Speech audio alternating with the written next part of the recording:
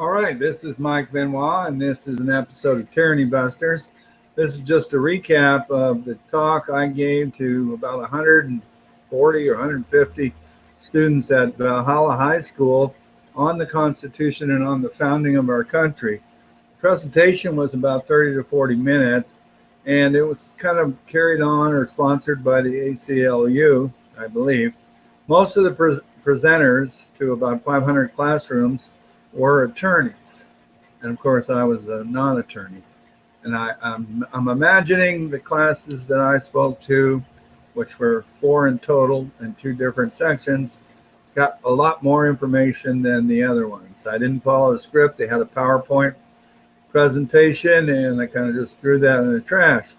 I talked to the students, and I asked them about what document was the first founding document. Nobody could answer the question.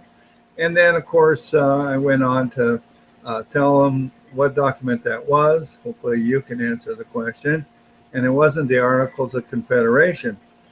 But anyway, they got a lesson in what the precept of our nation was built on. And as that was that we had inalienable rights, and that these rights were to be secured by government, that was the sole purpose of government, the function of government.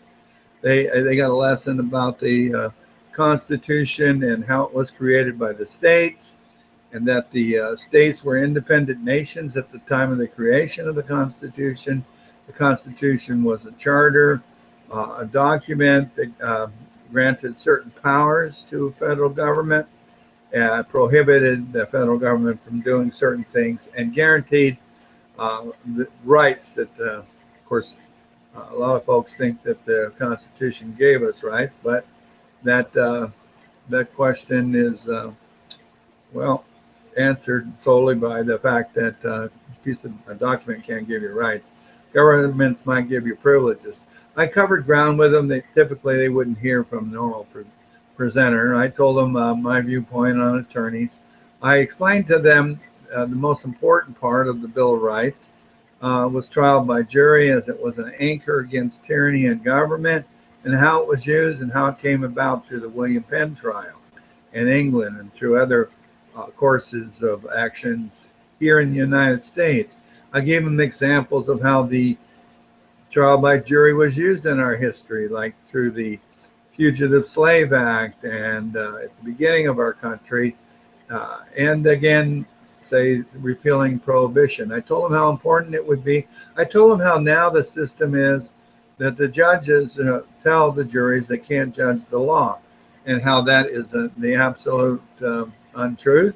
It's a total fraud. It's a tyranny upon their mind. I explained to the students how a tyranny upon the mind works and the different ways that it happens, and how Jefferson even referred to it, and how Jefferson, of course, has sworn upon the altar of God eternal hostility against every form of tyranny over the mind of man. I got them to think that not to accept anything on its surface.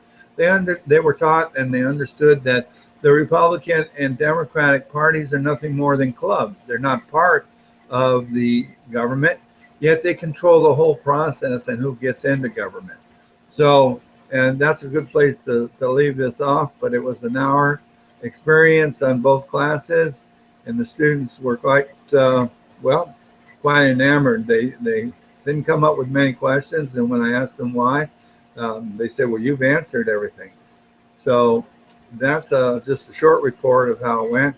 I think it went great. I think there's some minds there were affected to the point where they're now aware that they should be aware of propaganda coming down their pike.